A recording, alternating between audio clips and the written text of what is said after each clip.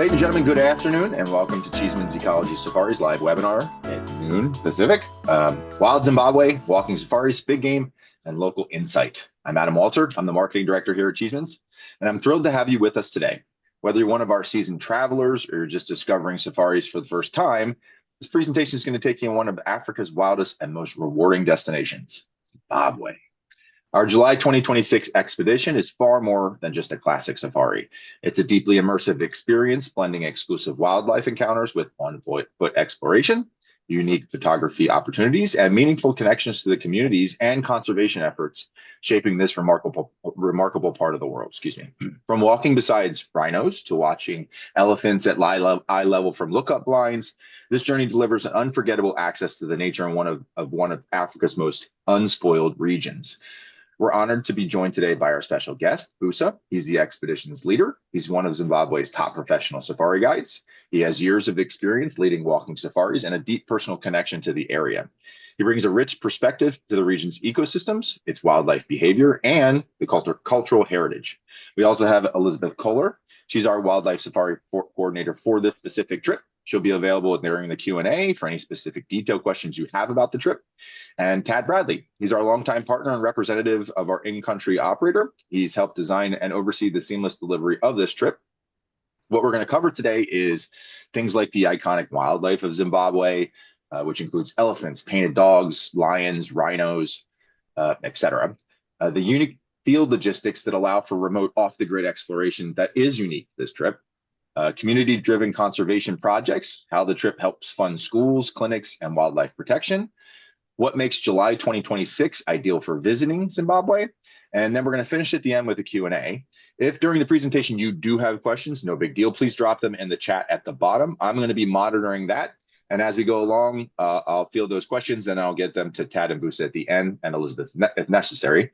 So let's begin our journey. You don't want to hear from me. You want to hear from Tad and Vusa. I'm glad to have you guys. Please take it away. Thank you. Thanks so much, Adam. Yeah. Thanks, Vusa. Thanks to all of you for being here. As Adam says, I'm Tad Bradley, and I am actually based in North America, but handle the marketing for Cheesemans Ecology Operator in Zimbabwe and get to spend a lot of time over in Zim. But Vusa is the true expert, but he's currently in the middle of Wangi National Park on safari. So I'm going to handle some of the tech and the logistics from this side and call in Vusa for commentary to tell you about what it's like to be on safari in Wangi and in Victoria Falls. So as Adam said, this is a trip kicking off in July of 2026. That's a great photo that really just kind of tells the story a little bit about what makes Wangi so unique. They're guests sitting on their bums looking at wild dogs. It's not a view that you see too many other places in Africa, and something that is possible in Zimbabwe because of the extraordinary experience level of the guides like Vusa, professional guides who have been training for decades in many cases to be able to take guests safely on foot and on their bums in this case, and really experience Africa and wildlife in a different way. We love vehicle safaris, and you'll do a lot of that on this trip, but what's really unique about Wangi is the fact that you get to get out of the vehicle, get on foot, even get on a mountain bike if you want at one of our camps, get on a rail car, which we'll show you, and get on a boat in the Zambezi River and explore and experience Africa from different perspectives. This is just a little bit of a snapshot of the organization Cheeseman works with in Zimbabwe. There's a lot of people there involved, and Vusa in the lower right is the one you're going to get to know really well if you join us on this trip. But it's a huge organization, Zimbabwean owned and operated, so you know that the people you're working with are true local experts, and the money that trickles down from your safari is actually going to support local communities, local people, and true Zimbabweans who live and breathe this wonderful country and the safaris on a daily basis. So just to give you some geographical orientation, so for those of you that don't know exactly where Zimbabwe is, if you look at my cursor, here's the African continent. Down in East Africa, you find Zimbabwe, bordered by South Africa to the south, Namibia, Zambia, and Mozambique to the north, west, and east. But this safari focuses in Zimbabwe just on the northwest corner, which we think is the best part of the country. Very easy access into Victoria Falls International Airport, which we can all talk about how you get there. And then it's very easy to get down to Wangi National Park, one of Africa's great parks, 5,000 square miles of wilderness, which is the size of Rhode Island and Connecticut combined, and a very diverse park. So lots of different ecosystems throughout the park. So you're going to spend over a week just in Wangi, but it's not like you're going to see the same things every part of the park. There's very different ecosystems, wildlife, and all of the camps are also very different. It's also a very exclusive experience. There's not that many camps in Wangi.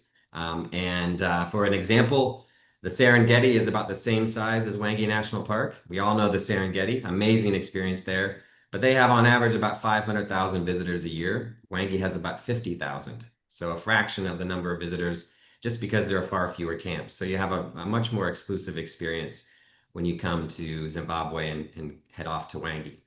So zooming in even further into the map of this itinerary and just very quickly going through what these 13 days look like. July 5th would be the day you would leave North America. It does take 2 days to get to Zimbabwe, just about any way you slice it. So you do have to fly a bit to get to experience this incredible wilderness. But you arrive into Victoria Falls on the 7th of July.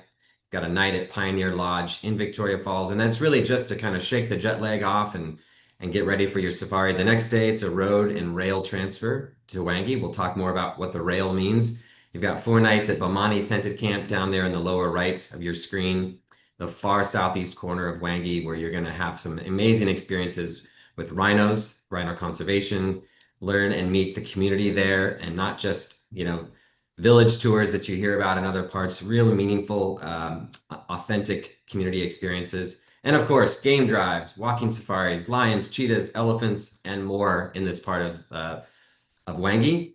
Then you head to the most remote camp in Southern Africa, or at least in Zimbabwe, Josie Benini Camp. There's going to be no other vehicles around here, I can promise you, other than your own. And this is where we have the most amazing photography blind as well, with incredible shots of elephants, literally mere feet away from you as you're taking photos. This is where you can go mountain biking if you're adventurous. You don't have to do it, but it's kind of a fun thing. Vusa can talk more about that. And of course, game drives, walks as well. And we have a really cool star bed there. You can sleep out under the million stars of the sky. And then finishing up in Wangi at Nahimba Lodge, where again, elephants right at the lodge, drinking from the swimming pool sometimes, lions, wild dogs, and a lot more.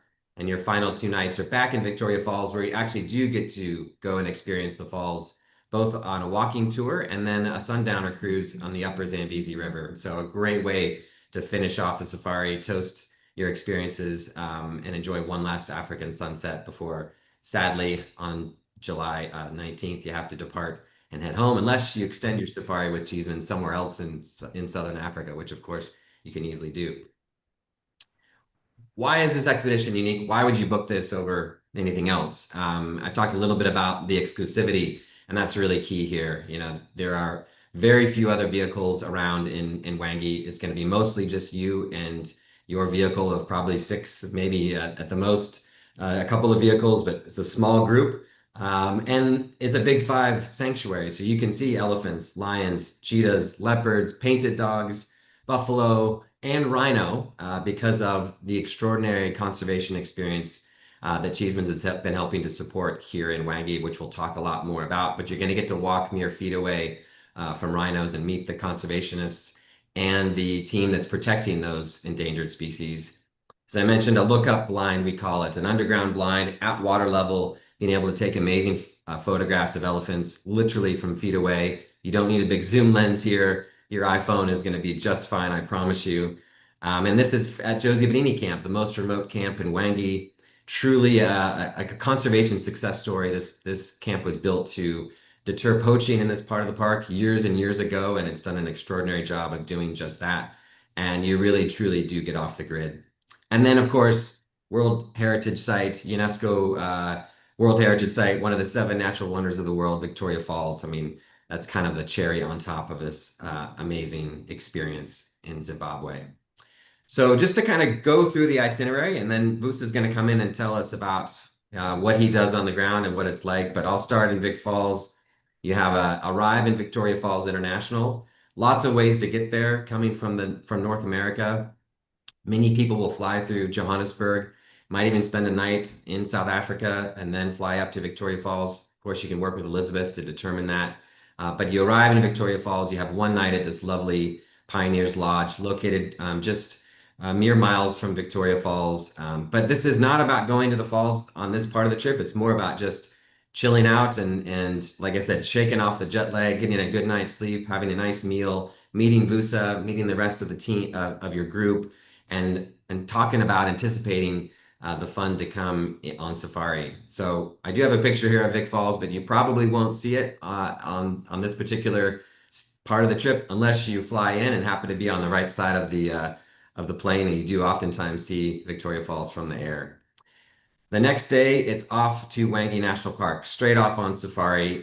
We start here with a small minibus transfer on a tarmac road, 2.5 miles to Dete railway station. And then the real fun begins, which is something super unique. Again, we're not all about game drives, we're about unique experiences. And that first unique experience you're going to have is taking the Elephant Express rail car down this railway line on the eastern border of Wangi Park. You might say, a railway line next to a national park, what the heck is this about? And fair enough, good question. This is actually the railway line that Cecil Rhodes put down in 1904. His start of his dream of the Cape to Cairo railway line, the British imperialists were trying to put together. And so this railway line has been here since 1904, and it demarcates the eastern border of the park. And then we just use it as a way to get from Dete railway station to our camp in your first stop on safari, Bomani Tented Lodge in the far southeast part of the park. And here it is, the Elephant Express. It's a custom-built rail car with 2 engines on either end. It's 80 kilometers dead straight between the railway station and where you get off on safari. You're going to have lunch on the train. You're going to spot wildlife on the train. You might have a delay, as you can see there on the upper left. Not because of traffic necessarily, but well, I guess it's traffic, wildlife traffic. There's a good chance to see lots of wildlife. I should have put a picture of an adult here driving, but kids can drive the train too, and certainly you adults, if you come on this trip, you can drive this train. Vusa will let you do that with careful supervision. You can pull the horn, and it's a lot of fun and something very unique and different. And yes, you could even have a lion lager or a gin and tonic on the train if you're very, very good. And Vusa will monitor that too. But you're going to arrive here on safari in the late afternoon on your first night and head out immediately on a game drive to see who knows what. Could be lions, could be cheetah, could be elephants, could be all of the above. And Bomani is set in the open plains. These are the largest plains in Wangi National Park. It's an old school tented camp. If you love classic safaris, classic tented camps, this is your nirvana. Bomani is fantastic. No fences, lots of wildlife come around the camp. There's only 10 tents here, so it's very small and intimate and very comfortable. It has its own its own pool overlooking the waterhole, and you might get visited by cheetah, certainly elephants, other stuff can come through camp. So it's a pretty wild experience. And this just gives you a little bit more sense of what Bomani is like. And Vusa, I know you were just at Bomani just a few days ago, I believe. What's the vibe like at Bomani? Tell us what a day looks like. This is the breakfast table. So oftentimes breakfast around the campfire. Can you just give us a sense of what the Bomani experience is all about? Hi. Okay. Thank you. Thank you, Ted. And hi, everyone. It's a pleasure to be talking to you guys this evening, my side. Yeah, it's Pomane. To start with, Pomane is my favorite camp, the best camp I think in Wange, one of the best situated in one of the best game viewing areas. As you see on the pictures here, you really wake up on a nice, beautiful day, sunrise, all sitting around the campfire, having toast on the fire, tea and coffee, cereals and yogurts, and in no time, we don't waste time on the game drive vehicle. We are in a private concession, hardly any vehicles, and this private concession, as you can see from the pictures, full of wildlife, buffaloes, cheetah, lions, wildebeest, zebras, eland, you name it. And in terms of cats, it seems like all the cats that love Bomani concession. When lions are denning, they den at Bomani concession. Of course, we are just into the park, but this is the place where you would see your cheetah. Like the bottom left picture, those are the Cheese Boys, our famous two boys that we've had for years, and they love Bomani. They always chasing water bucks and wildebeest calves and zebras there. You get to see that. I guarantee you, if they're in the area, they'll definitely give you an amazing and a show that you'll never forget in your life. And of course, the Ngamo Pride, we are so famous with these lions on the southeastern corner. You want to see lions come to Bomani concession, you'll definitely see them. And of course, what makes Bwange special and Zim special is that our walking experiences. We will take you and an amazing walking safari. We see a pack of dogs. We're not going to stop because they've just gone into a thicket. I'll tell you, let's disembark. We're going to follow them.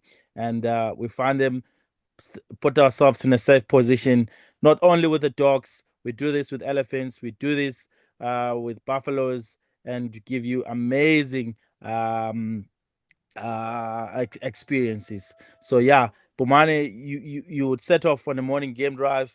You out there by 8 o'clock. You have seen your cats, and then say, let's disembark. Let's do a walking safari. We come back to the lodge, have a nice afternoon siesta, and as you can see, it's open dining. You can sit by around there and sit in the pool and watch the wildebeest coming to drink in the afternoon. We set off. You either go on a walking safari, or you go on a rhino tour, and everything is just close by. We can be on a walking tour, and suddenly the radio call comes, and the cheetah, I think, but Pomane concession, or rush there in no time. You'll be there. So yeah, it's a very beautiful area. I always tell people that this is one of the actually the best game viewing area in the park. I've explored all the corners of the park, and Pomane concession is really by far the best game viewing area. Yeah, you painted such a great picture, Vusa. And that's what I think is important as well to emphasize is that Zimbabwe and Wangi is not about rigid schedules of safari. It's about spontaneity, about what do you want to do, what's happening with the wildlife, where is there an opportunity to go do something different. So Vusa will talk with you all upon arrival in Bomani and say, okay, here's what I've here's going on. The lions are here, the cheetah have been around, the wild dogs are here. Let's talk about a schedule that we think might work, but things might change because Definitely. all of a sudden there's a lion kill or the cheetahs show up or the wild dogs show up. So it is very much a spontaneous, changeable experience in such a great way. But one of the things that really is unique as well about Bomani is the chance to go and visit a local community, visit a local headman, go to the school, learn about what life is like on the border of a national park where there are lions and elephants and cheetahs literally on your doorstep. And Envelo has been working with this local community for going on decades. And I want Vusa to talk about it because this isn't just a community that he happens to visit as a guide. He's literally from this village. The headman here, Headman Johnson Ncube, is his father. So Vusa comes from the village that he's going to take you to visit himself. He was a student at Ngamo School, which you'll go and visit. So Vusa, tell us about taking guests, to your home. What's the whole experience like when you bring guests from overseas to visit mom and dad and your former school? Oh man, it's one of the best and things that I do in my guiding career.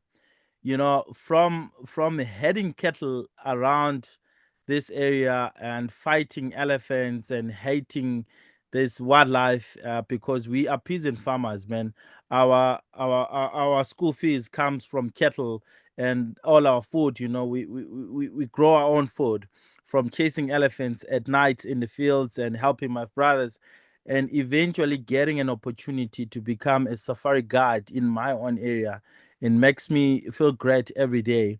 And I would say, being with my experience, this is one of most the authentic um village or experiences. You really get to see what tourism footprint does into areas where there was no hope, we growing up here, you know, it's this village had nothing compared to what we have now. You'd imagine how things are like in some other countries like Zimbabwe, where good social services are in the cities, and as you go further and further away, there's nothing. I can talk the whole day about how our schooling used to be back in the days with classrooms with no roof and all that. But now, kids, tourism has really put up a lot of things into this community. But saying that, a lot of what we do here, guys, is very authentic. Like we start off in the morning, try and catch the kids while they're walking to school, as you can see on the top left picture, and guests get to interact with the children while we're walking to school. One of the most amazing experiences. And of course, if you have got family travelers, they've got kids. American kids get to experience walking to school. And now you see them interacting with the kids in class. And of course, with little disturbancy, we'll try and not disturb kids while they're in class. We'll make sure the guests they get into the classroom, they spend not more than 15 minutes there, but they then have the time with the teacher to learn about the schooling system in Zimbabwe and just to understand everything and how things go. And you would imagine how that you build relationships from that. And from there, we'll take them to the homestead. And each Invelos ethos is we've all come from these local communities. I take them to go and meet my family. This is not just a village. I tell them, guys, now I'll take you to go and meet my family. And then getting to meet my father and having to sit and have a cup of coffee, learning about the history, our culture as the Ndebele people, how well we work, how well, we tell this as stories when we're sitting at the lodge, but now they're getting to hear it from the people that are living on the boundary of the park and how much they're benefiting. But more to that is them experiencing a day-to-day life of a normal village, and everything is very authentic. No, it doesn't come out as a stage experience, and people get to really enjoy learning about the culture, learning about so many things. My dad then will hand over them to my mother, who then take them to the kitchen and show them how she does the kitchen, how we cook, how we prepare our meals, and it's just an authentic experience. And of course, after that, it's not only about one particular family or one to visit the homestead. It's all about the whole community. We then take the guests to go and meet the community at large in the market. We have a few different markets that we've set up around the villages to make sure everyone gets to receive the tourism support. So these ladies, they make baskets, and the men make carvings. They carve and they get to meet the guests and sell their wares to our guests. And of course, this is not like a busy market where people will be hustling and forcing you to buy things. It's so authentic. People respect, and they understand, and you really enjoy it when you have all the time. And the community really benefits from that. But yeah, in a nutshell, I would say it is an amazing and very authentic experience.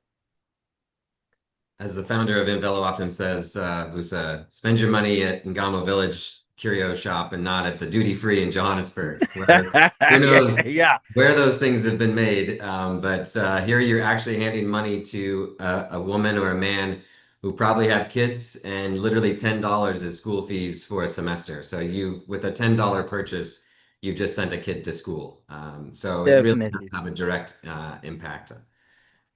All right, so yeah, I think a lot of people think they go to Africa to see wildlife, and yes, that's going to be a huge highlight. But honestly, as Vusa said, the experience in the communities oftentimes ranks as one of the top, if not the top experience for guests, unexpectedly so. So you'll have an amazing time with Vusa visiting family there.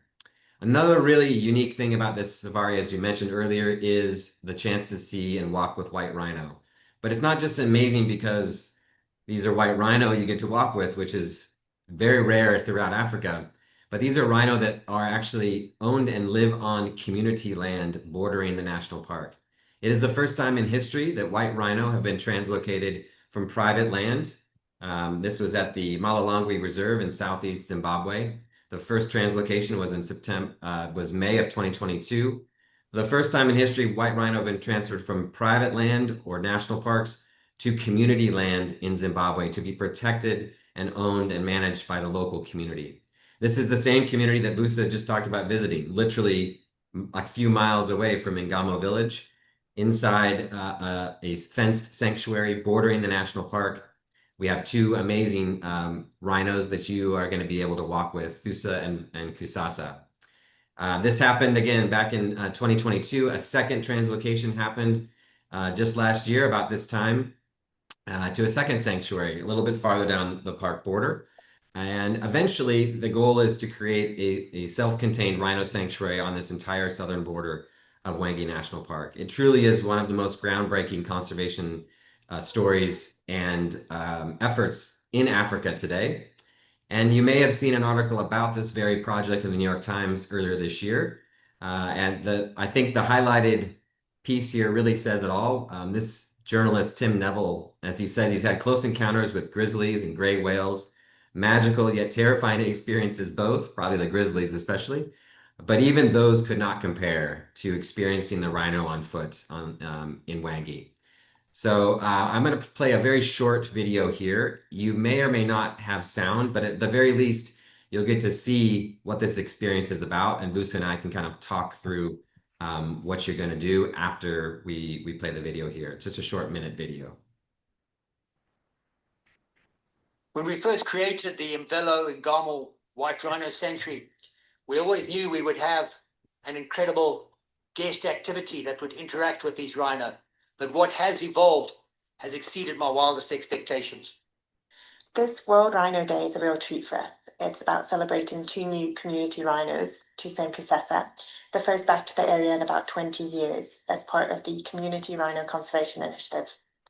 One thing that's been really fantastic since they arrived here just south of Wangi in May is that aside from local people and school children, we've also had tourists from around the world come and meet them. They visit the headquarters, and there they're able to learn that there's actually a whole human dimension behind wildlife in this part of the world, and that it's actually not just about rhino. It's about the local people too.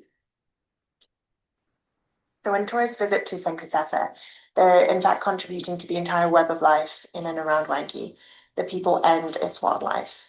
So here's to Vusa and all the tourists and local people who appreciate them.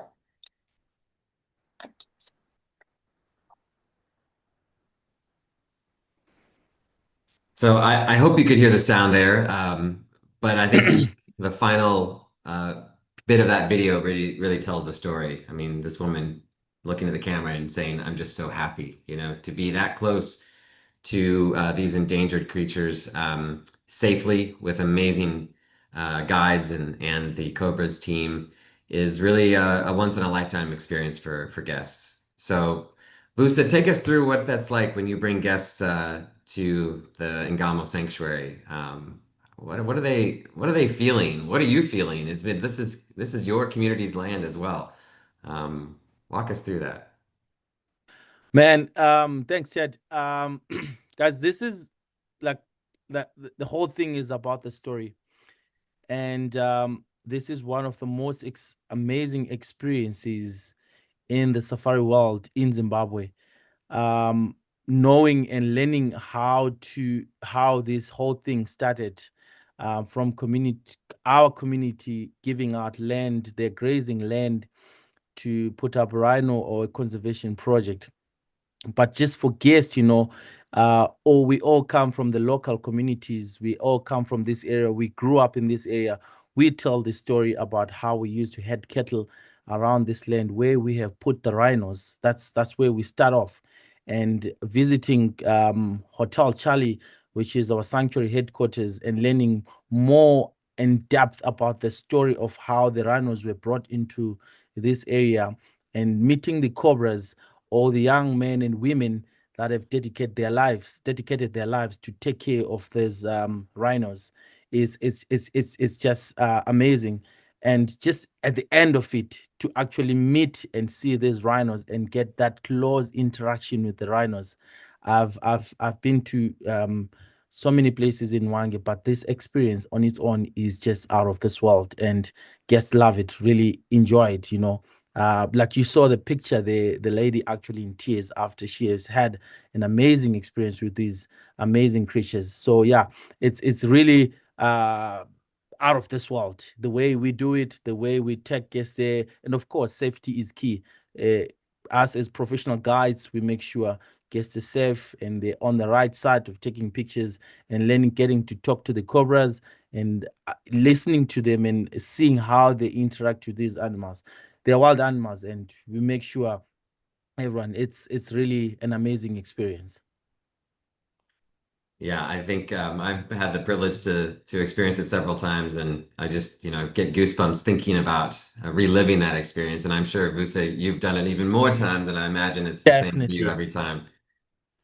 So you finish up your 3 days, 3 nights at Bomani after lots of incredible game viewing, elephants, hopefully seeing lions, cheetah, wild dogs potentially, and definitely seeing the rhinos, as well as meeting the community while you're at Bomani. And then you get to head off on a really extraordinary adventure into the most remote camp in Wangi, probably the most remote camp in Zimbabwe, actually, Josie Benini, which if you look at the itinerary on Cheeseman's website, that gives you a little bit of a hint of the story of this camp.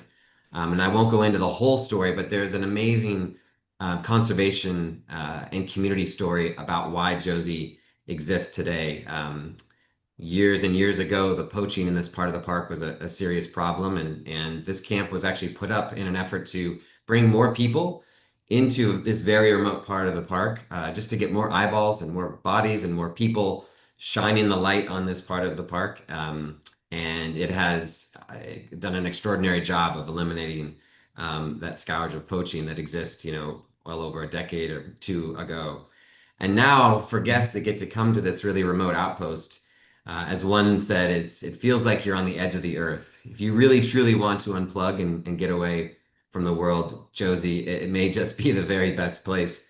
And what's really cool about the itinerary that Cheesemans has put together here is that you spend a whole day getting out to Josie. Yes, you can get there faster, but I think it's about getting in the right mindset to go to this very remote part of the park, getting into your vehicle and stopping along the way at water holes that have been established for elephants and other wildlife that are now utilizing solar energy to pump the water for these incredible creatures, and meeting some of the people that help to manage those water holes. You're going, Vusa, you probably know, I don't know how many kilometers it is, but here's Bomani. You're basically driving along through this very remote part of the park, stopping at these little water holes along the way, meeting the people that keep the water running, meeting the national park rangers here at Makona on the way, stopping for a picnic lunch somewhere under a shady tree, and really getting into this feeling of being out in this most remote wild place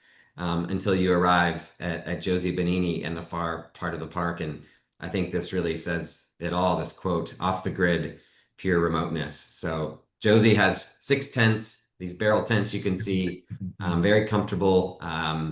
And it is a true elephant paradise. As you can see the elephants walking through camp here.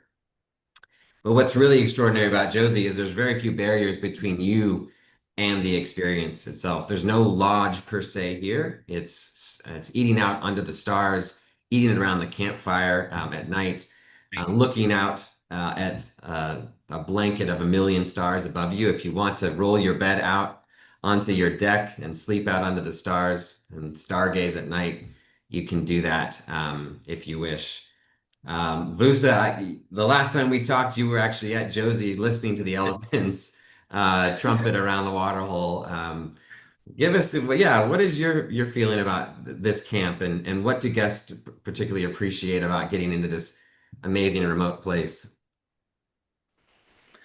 Yeah, man, it's like you say, it's not a 5-star camp, it's a million-star camp. As you can see on the bottom right picture, Josie is just amazing in its own way. Pure remoteness. It starts with the drive itself from Bomani. You driving through this pristine wilderness and talking about the topography, understanding how everything works with the Kalahari sands and the geology of the area, because it's just amazing driving through the thick scrub, getting into Mopane woodland, stopping in a waterhole, understanding the pump run the reason why we put all those solar panels and pumping water, and getting them to learn more about the history of the park, because that drive on its own, you can learn more about the history of Hwange National Park than anything else. Okay.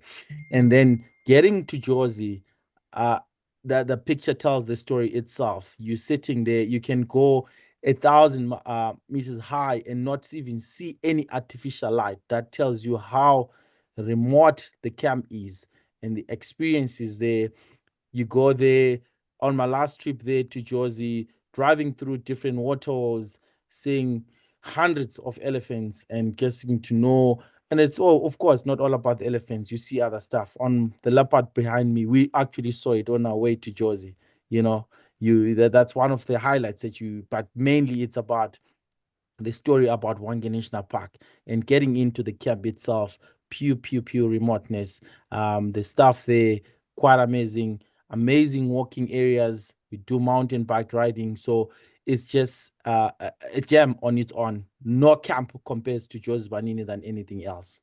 As you can see, mountain bike riding, sitting around the fire, having your meal around the campfire, us guides telling amazing stories about the park, about the elephants, and of course, not only about the elephants. Josie, you sit there around the campfire there, you hear lions roaring, the most wild and amazing lions, leopards, and everything. It's a beautiful camp. And one of the real highlights too is one of the blinds, the photography blinds here. We call them look-up blinds because they're right at the water level, and you're literally looking up at elephant toenails and trunks and legs. As you can see on the lower right there, that's Tim Neville, the journalist that wrote the New York Times article, taking this amazing photo with his iPhone. You don't need a big, huge zoom lens to take amazing photos from the blind, because these Ellies are literally right there in front of you. You can, practically reach out and touch them, although we'd ask you not to do that. But this may be the most extraordinary elephant experience on the continent of Africa. I have been blessed to have gone to do a number of places, and the Josie Benini blind continues to just amaze and give you this real sense of awe about these incredible creatures.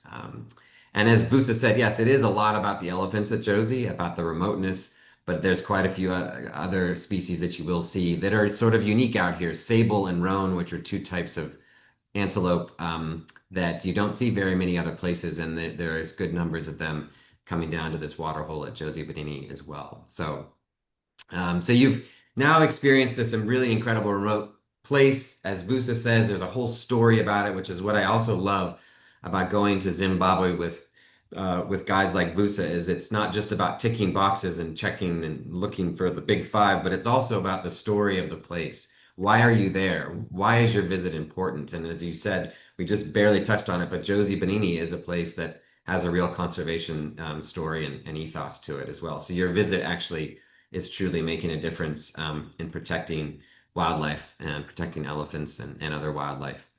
So after a couple of nights down at Josie, it's time to head up to Nahimba to finish off the safari portion in Hwange of this amazing itinerary. Nahimba, we're going to actually get in a small bush plane. Actually, it's a 12-seater, so it's small for some folks, but not as small as it could be. Mac Air is a fantastic bush airline in Zimbabwe and Botswana, into one of their brand new Cessna Caravans, and you'll fly roughly about 30 minutes from this very remote part of Hwange to the central part where Nahimba is located. So you'll get to do an aerial safari from one of these great Cessna Caravans and land at an airstrip not far from camp and head to Nahimba. And this is a picture of Nahimba in the late dry season with lots of elephants gathered around the main lodge, around the water hole. And you can see the guest accommodations kind of spread out around this water hole as well. And this is what you'll more than likely see on your first dinner there at arrival at Nahimba is elephants gathered around the water hole, probably drinking from the swimming pool. You can't really swim in the pool in the evenings because the elephants have taken it over for their own private clean water drinking trough. But Bush TV at its very best, getting to see elephant interactions as you're having dinner, just mere feet meters away from these incredible creatures. So more amazing elephant interactions at Nahimba. And here you've been in a more rustic bush camp at Josie for a couple of nights. So very, smartly here we've with Cheesemans decided to up the accommodation a little bit more luxurious to finish off your safari. Here you have indoor and outdoor showers, so you get to shower underneath the stars if you want, but very, very comfortable accommodation to finish off the safari.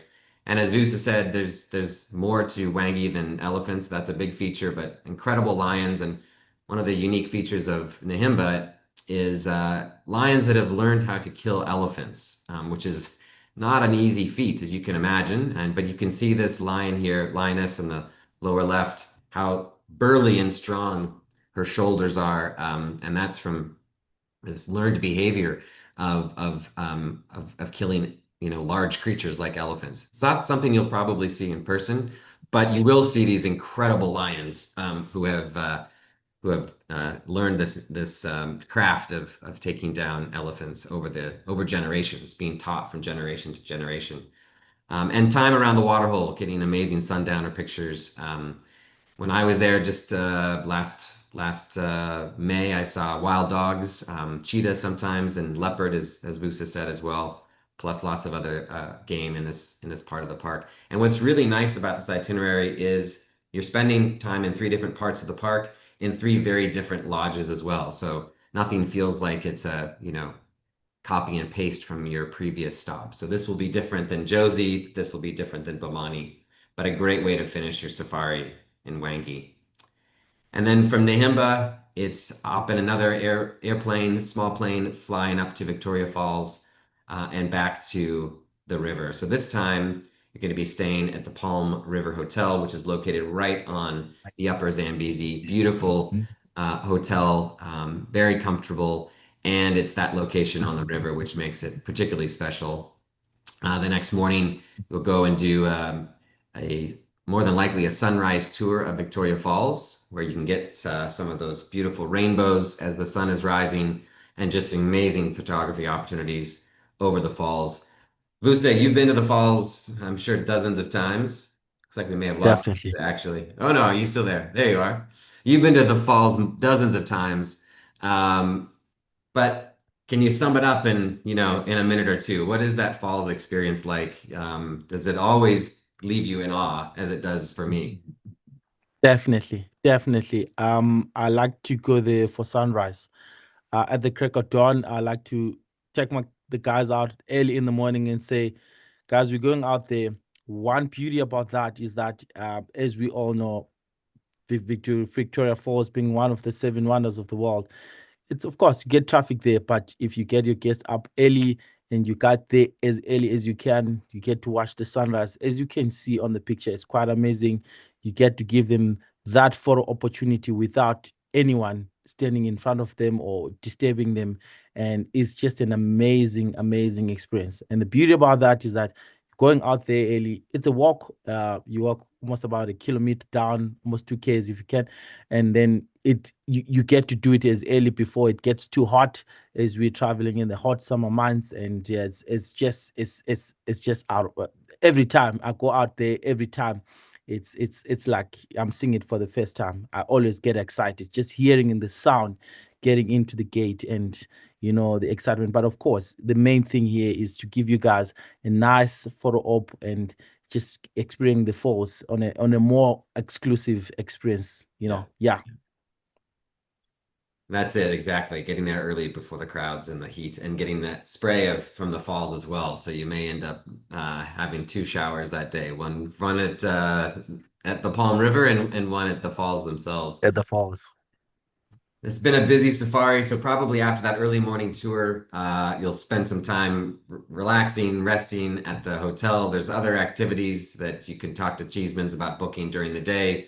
Maybe doing a little bit of shopping in Victoria Falls town. It's a lovely tourist town, lots to see and do. And if you've saved any money and you want to do some curio shopping, hopefully you've spent a lot of money with the curio shops down in Wangi, but there's also some great shopping in Victoria Falls too. And then this trip concludes with really a quintessential safari experience, and that's a sundowner cruise on the Upper Zambezi.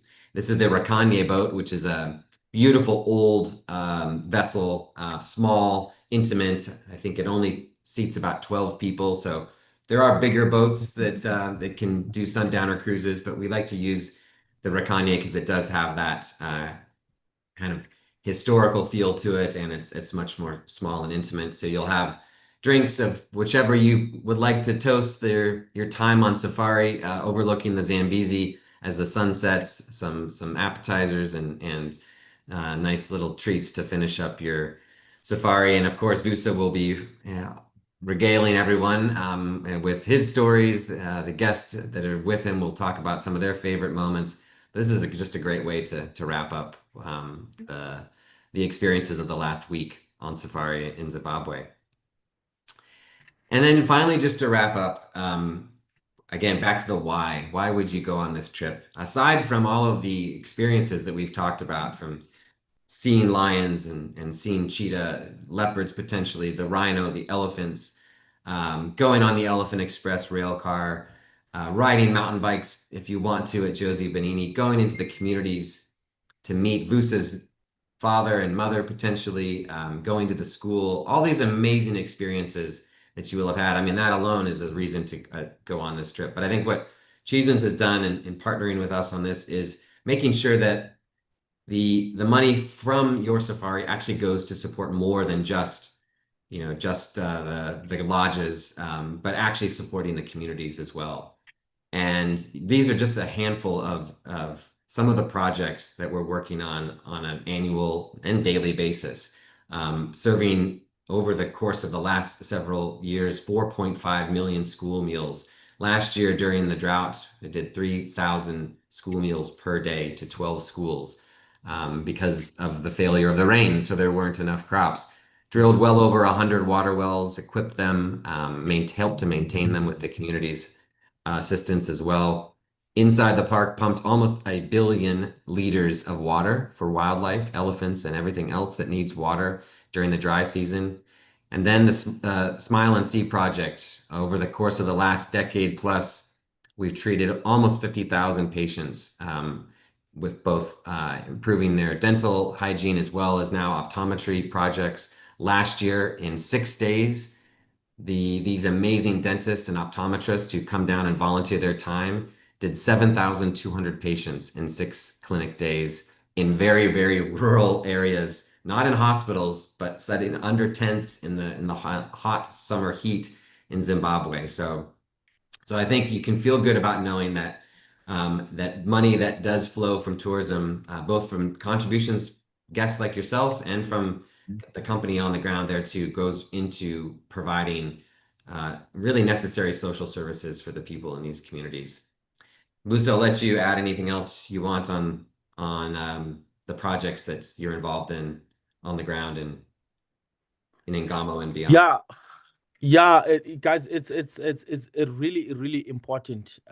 This whole story, as you can see, it's not only about the animals. Yes, it's and the lodges and everything. It's all about the people. There's impoverished communities that really benefit from these kind of things, and kids benefiting from the school meals. Some kids leave early in the morning, no meal, and they get something to break the day at the school, and the dental clinic, water, and everything. So just more of it. It's not only about the animals, it's also about the people, and that is very, very critical in this part of the world. As you can come and experience it, you see it for yourself, and you'd hear us telling the stories, but we'll take you down to the communities where you see it for yourself. Very, very, very important. And likewise, I mean, this ties it all together. It's not just about the wildlife. Yes, it's about protecting endangered species like rhino, but in this case, because it's on community land, these rhino have made an extraordinary contribution, both from a financial empowerment for the communities, but also for the next generations. So these kids, it's not just tourists from abroad that get to come and see these rhino, but it's also the local community, both adults as well as kids from the local school. And I can guarantee you, Vusa, you can tell more than I, but these kids, they all want to be a Cobra Ranger in the future. You told stories about the kids playing Cobra Rangers at recess. So these kids are growing up with conservation in front of them, in their blood now. They want to protect their rhino. They're not just the rhino that roam around, but they're actually their rhino that they get to protect.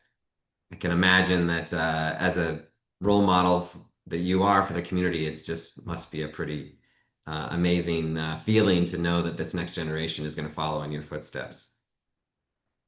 Definitely, definitely, man. I talk to these kids time and again, and you see what they want already from talking to them, even just walking around the community. It was a different story when we grew up, but now these kids, they have something to look up to. Looking at Kwanele, the senior Cobra, they're talking to them. You see these kids, they're now even studying with hope that one day I want to go out there and protect my rhinos. One day I want to go do well in school and become a guide. It's not all about Vusa. It's not all about these senior Cobras, but it's about this young generation that is going to hand.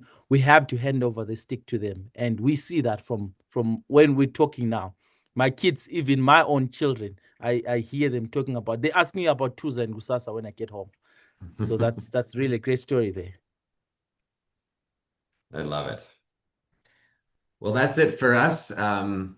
We hope that Vusa and I painted a picture of what this safari will be like. Hopefully you can join us in July next year. And I guess we just open it up. If anybody has any questions now, we're happy to answer those. Yeah, I got one for you, Ted. I want to thank both you guys. Honestly, thanks for coming back the second time. And to be honest, thank you for landing it with the ripple effects of like what it does to the community, right? Like everybody knows about the animals, but it's really good to hear about just the positive effects of what these trips can do to help the local community. So we appreciate that like a ton. We actually have a question for you. So it's kind of amorphous and big. So regarding the rhinos and the elephants, are there any safety concerns with regards to them charging or trying to hurt humans? And then in the event that that happens, what is the protocol? Well, I'll leave that to the one qualified to answer that. Vusa, over to you. Man, dealing with wild animals is all about safety. First of all, I'll take you back to the Zimbabwean guiding standards. From the way we are trained, safety is key. So whenever I'm taking guests out, no matter how interesting the experience can be, for one to get close and take a picture of an elephant super close, first thing that has to click on my mind is safety. You establish a safe distance because we're dealing with wild animals here. Be it be a rhino that is being guarded by the cobras on a daily basis is still a wild animal. So whenever you take on these trips, you are with a professional that has been trained time and again, and we understand the safety margins for the different animals. And in any case, as a guide, you don't want to be with guests and something like that happens. Yes, animals, we don't know what they're thinking. They can tend to behave differently, but it's all about getting to understand them. With time, in my 10 years trying to be a professional guide, you learn a lot from the well-experienced guys. They teach you, okay, you see that elephant, you see why he's doing that. Okay, you have to read them before you even get excited about guests standing there and taking pictures or even stopping at sundowners and laying out a table. You stop your car first, look around. Okay, these elephants are calm. Okay, guys, now quietly disembark. Let's have a drink. Let's enjoy the sunset. So safety is always key.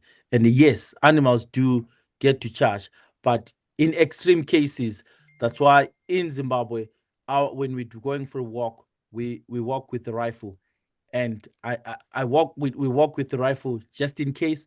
But that's the last thing that we want to touch when we're on the safaris. But that's why the training puts you in a position where you have to understand and read the animal behavior 10 times more than anyone around you. Has have the animals in the area's behaviors become a little more predictable as a result of humans in the area?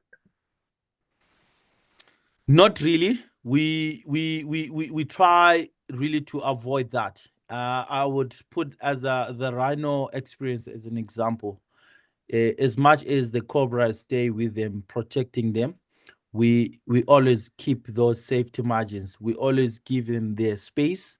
But animal behavior comes into now from the practical and the time you spend around them and all that. So I wouldn't say animal behavior is changed just well 50-50, but I wouldn't say we force them, but we always establish that ourselves before without even encroaching into their behavior to force them to behave in a different way because we want to enjoy them and take pictures. So that's why every guide has to be trained to understand and not to push it to the edge. Fantastic. Thank you so much. Yeah. I have a question. Sorry. Go ahead. Who was that? Yes. It's me. You can Go go. ahead. Costa. You want me to Okay. go?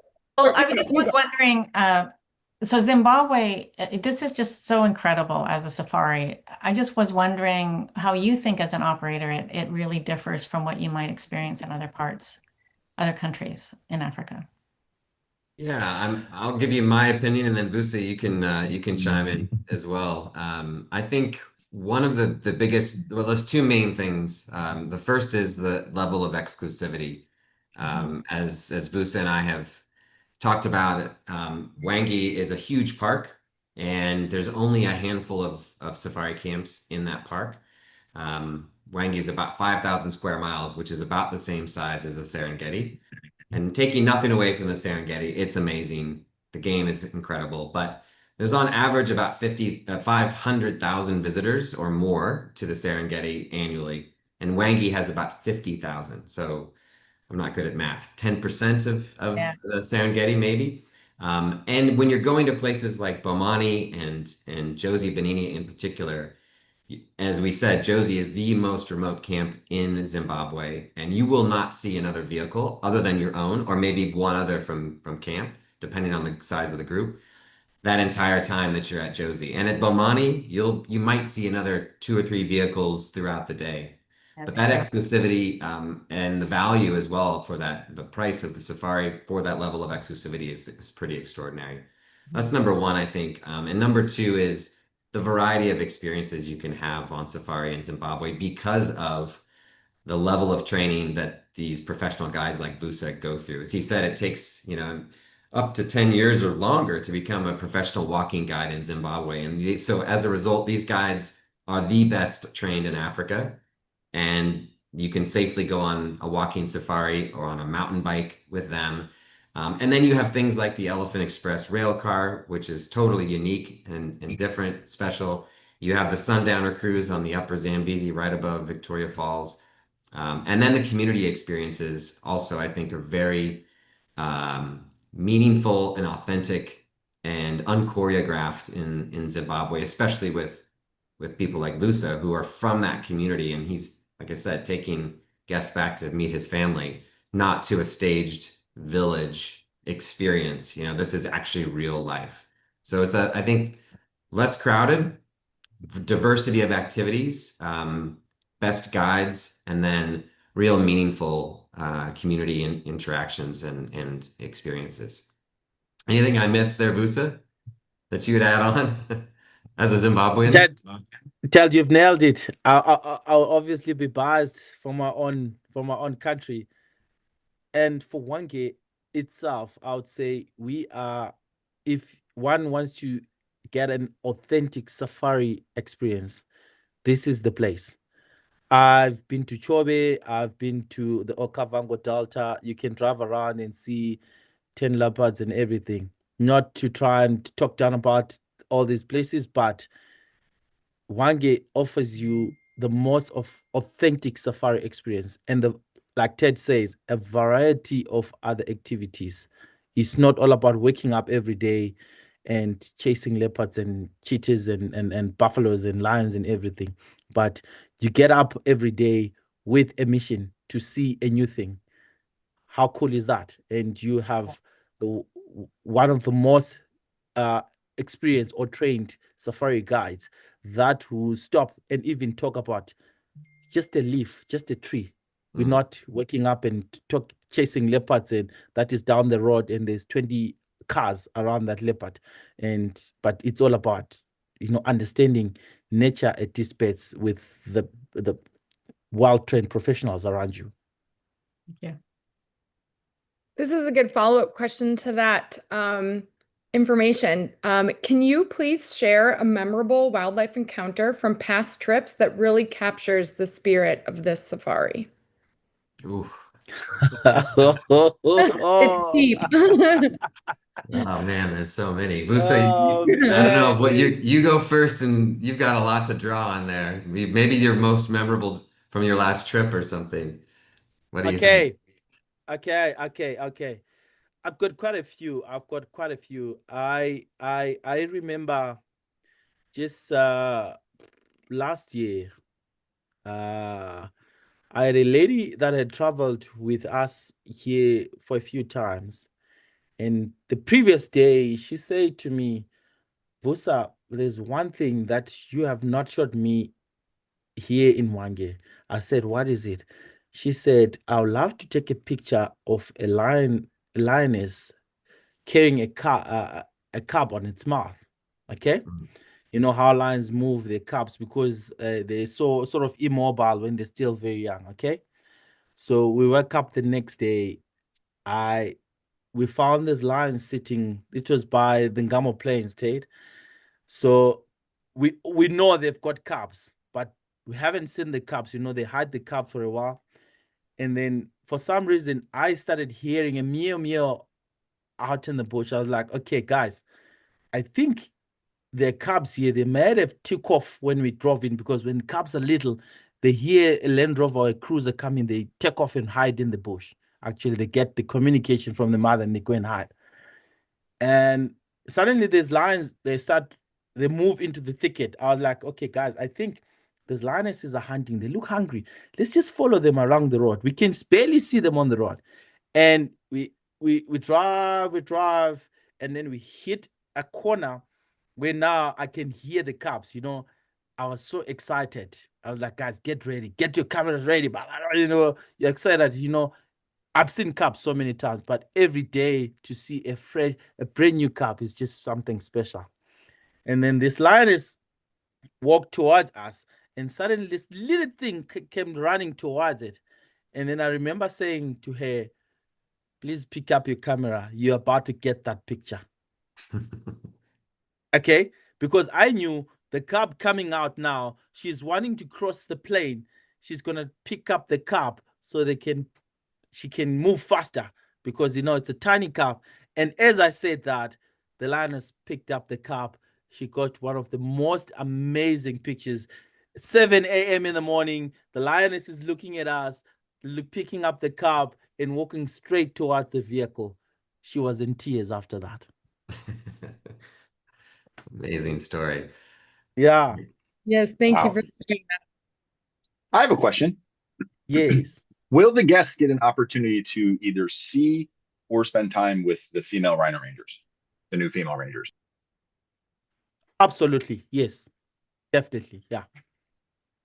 Yeah, one of the just in the last month, a conservation organization here in the U.S., the Adventure Travel Conservation Fund, granted, I think it was a $10,000 or $15,000 grant to Envelo, to the Cobras, to continue the training for the cheetahs, which is the women's unit of the Cobras. So it's only going to get more development over the next couple of months and years, and certainly by July next year, it'll be really great to see what that unit looks like and what they're up to.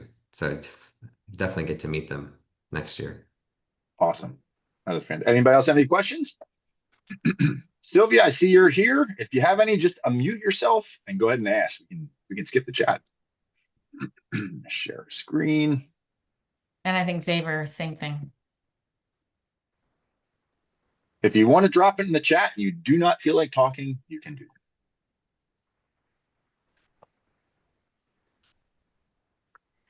I see. I'll ask one more question if anybody's up for it. Yeah. What kind of travelers do you think we get the most out of this trip? Photographers, birders, people checklisting. Oh.